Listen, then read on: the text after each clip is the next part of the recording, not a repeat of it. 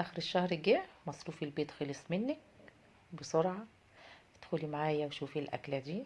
اكلة جميلة ممتازة من غير لحوم ولا فراخ، وهتعجبك جدا. هتجهزي كمية من البيض. انا جهزت 10 بيضات، عليهم كوباية من البقدونس، كوباية من البصل الاخضر، كوباية من الفلفل، كوباية من الطماطم، معلقتين 3 من الزيتون، ده اخضر اسود بقى الموجود عندك.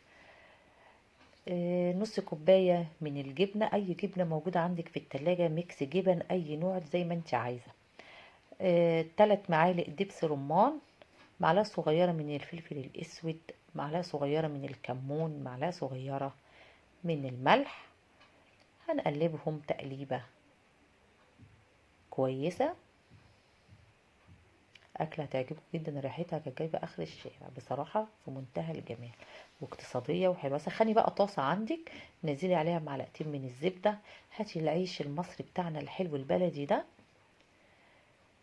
وابتدي انزلي عليه بكبشة من الخليط اللي احنا عملناه اهو.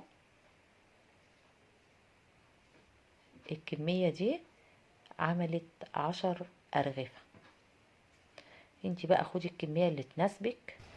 بعد الزبدة ما هتسيح خلي النار بتاعتك متوسطة، ياخد لون كويس من الاتجاه، هتقلبيه على الاتجاه التاني، هتكون كل حاجة استوت. طبعا هو خضار وبيض، حاجات كلها سهلة التسوية.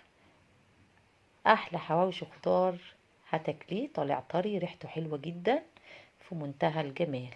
وحطي بقى مع التحبيشة بتاعته بصل اخضر، جرجير، طماطم، خيار، زيتون، اللي متاح عندك واللي موجود عندك. اكلة في منتهى الجمال. لو عجبك الفيديو ما تنسيش اللايك والشير.